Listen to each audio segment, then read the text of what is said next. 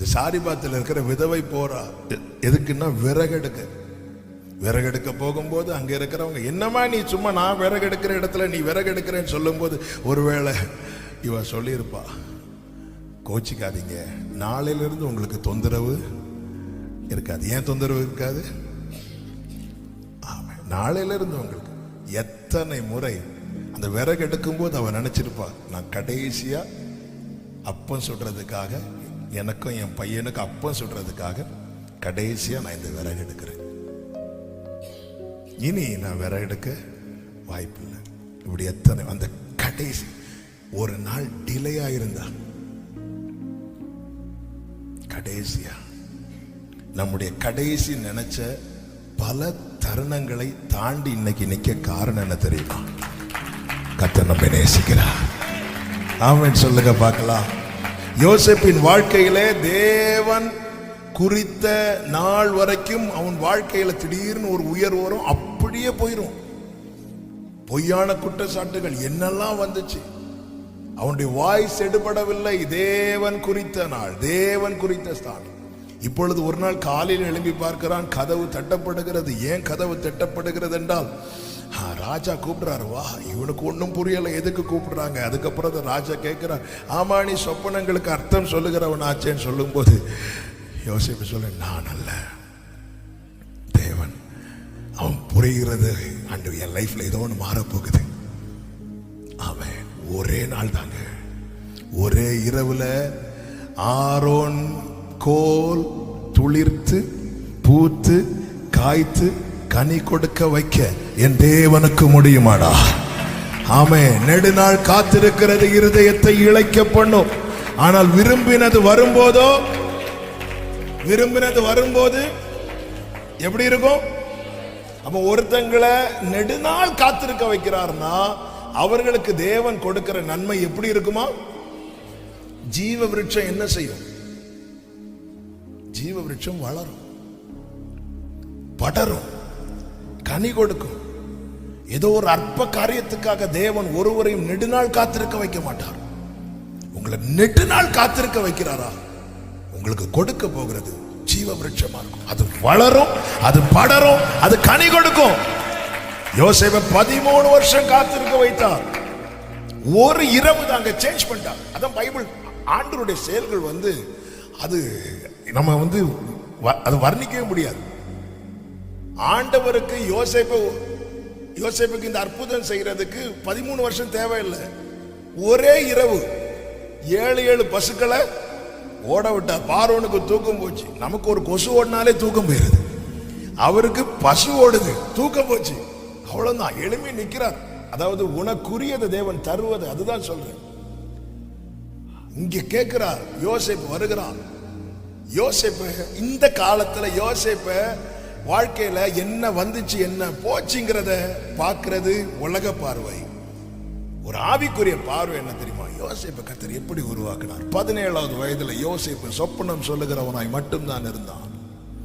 28வது வயதுல சொப்பனத்துக்கு அர்த்தம் சொல்லுகிறவனாய் மாறுகிறான். நான் என்ன சம்பாதித்தேன் என்பதையும் கடந்தது நான் எப்படி உருவாக்கப்படுகிறேன் என்பது. 17வது வயசுலயே சொப்பனம் சொல்ற பார்க்கிற கிஃப்டையும் சொப்பனத்துக்கு அர்த்தம் சொல்லுகிற கிஃப்டையும் கர்த்தருக்கு கொடுத்திருக்க முடியுமா? முடியாதா? முடியும். ஏன் அப்பம் கொடுக்கல? அப்பம் கொடுத்திருந்தா அந்த குழியில தூக்கி போட்டான் அல்லவா, அதுதான் அவனுடைய கடைசியா இருந்திருக்கும். யோசேப்பு வேற பாவம், உள்ளதை அப்படியே போய் சொல்றவர், அண்ணா நான் இப்படி ஒரு சொப்பனம் பார்த்தேன், என்ன நீங்க குழியில தூக்கி போடுறீங்களா? அதுக்கப்புறம் நான் எகிப்துக்கு என்ன கொண்டு போறாங்களா, அங்க நான் உயர்த்தப்படுறேன்னா நீங்க எல்லாம் என்கிட்ட ஆகாரம் வாங்குறீங்களா? வா, உன குழியில இருந்து தூக்கி எடுத்தாதானே. சில காரியங்களை வெளிப்படுத்த வேண்டிய நேரத்துல தான் கர்த்தர் வெளிப்படுத்துவார். அவர் சில நேரத்துல நமக்கு ஒண்ணும் பிளாங்கா இருக்குங்க, ஆனா அப்படி இருப்பதனால் நாம் இன்னைக்கு தப்பி இருக்கிறோம்.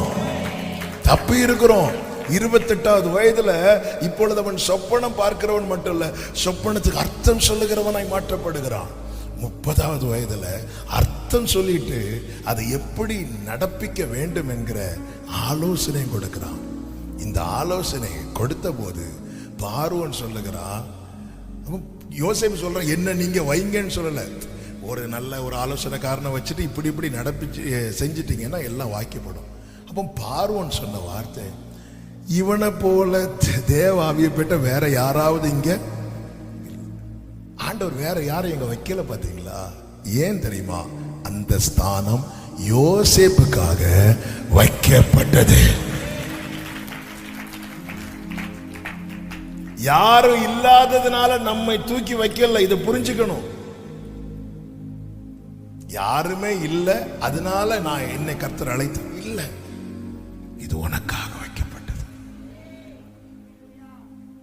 ஆண்டவர் சாமுவேல்ட்ட சொல்ற, நாளைக்கு வருவான் பாரு, இந்த சவுலை வர வைக்க அந்த குடும்பத்தில் இருக்கிற கழுதையை காணாம போக வச்சார்.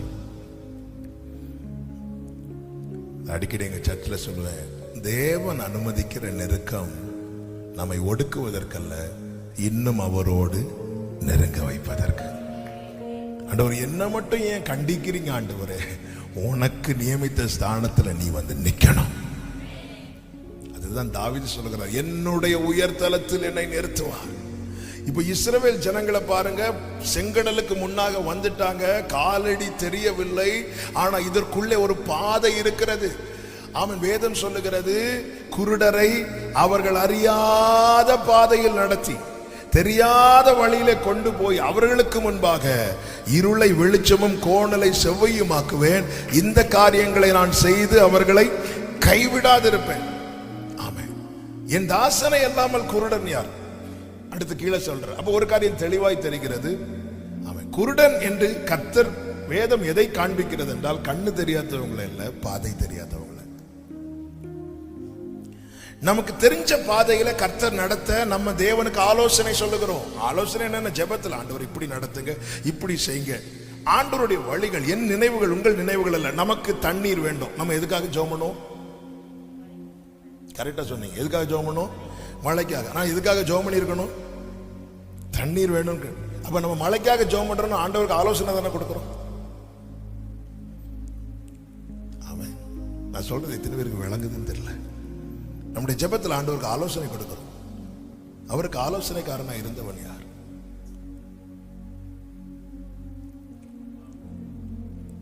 நம்ம மழைக்காக எதிர்பார்த்துட்டு இருக்கும் போது அங்கிருந்து பதில் வரும், காற்றையும் காண மாட்டாய், மழையும் காண மாட்டாய், உனக்கு தண்ணி தானே வேணும்.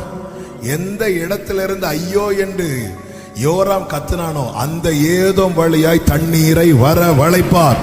வடக்கை நோக்கி கொடு என்றும் தெற்கை நோக்கி வைத்திராத என்றும் சொல்லுகிறவர் இன்றும் ஜீவிக்கிறார்.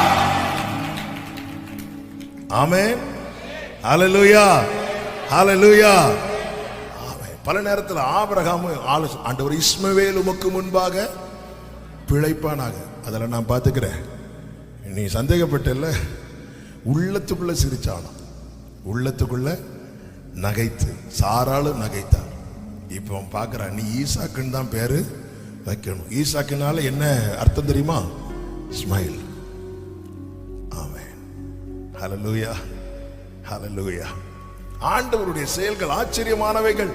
இப்பொழுது சிவந்த சமுத்திரத்துக்கு முன்னாக இஸ்ரவேலர்கள் நிற்கிறாங்க. பின்னாக ரதத்துல யார் வாரா? பார்வோன் வாரா.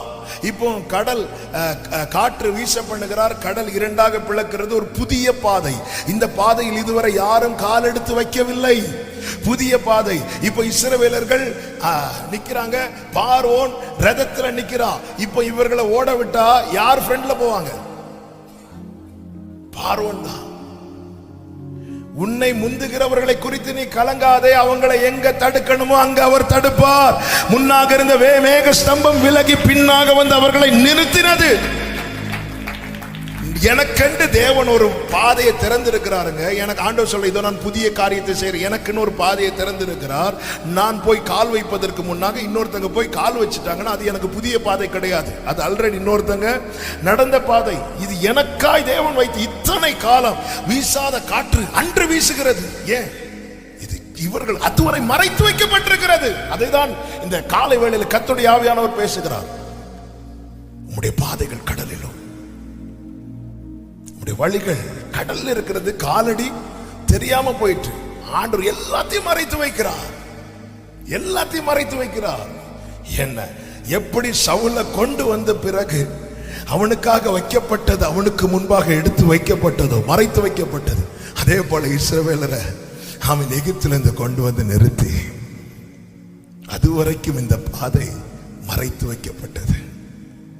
சில நேரத்தில் நமக்கு முன்பாய் தேவன் எழும்ப பண்ணுகிற ஜலம், எழும்ப பண்ணுகிற மனிதர்கள், ஆமென், இவர்களை வைத்துதான் தேவன் நம்முடைய நன்மைகளை மறைத்து வைத்திருக்கிறார். ஏற்ற வேளை, குறித்த வேளை உண்டு. ஆமென். இது உனக்காக வைக்கப்பட்டது. இஸ்ரவேலர்களுக்கு இப்ப எங்கேயும் போக முடியாது. எனக்காக வைக்கப்பட்டதுல ரைட்ல ரொம்ப தூரம் போக முடியாது, லெப்ட்ல ரொம்ப தூரம் போக முடியாது. என்ன மலைகள் சூழ்ந்திருக்கிறது, ஃப்ரண்ட்ல சமுத்திரம், பின்னாக பார்வோன். எங்க நம்ம இப்போ நாங்கெல்லாம் கன்னியாகுமரியில் இருக்கிறோம். இந்த சுனாமி வந்துச்சு, ஞாபகம் இருக்குதா? அந்த டைம்ல முதல்ல கடல் உள்வாங்கிச்சு. கடல் உள்வாங்கினதும் ஜனங்கள்லாம் ஜாலியா உள்ள இறங்கினாங்க. ஆமா, திடீர்னு பார்த்தா இப்பெல்லாம் கடல் கொஞ்சம் உள்வாங்கினாலே ஜனங்கள்லாம் இருக்கிற இடத்த காலி பண்ணிடுறாங்க. இப்ப நான் ஒரு கேள்வி கேட்கிறேன். நமக்கு முன்பாக இப்ப நாம ஒரு பீச்சுக்கு போறோம், நமக்கு முன்பாக கடல் ரெண்டா பிளந்து இப்படி நிக்குது. எத்தனை பேர் அதுல நடப்போம்? கண்டிப்பா நான் நடக்க மாட்டேன்.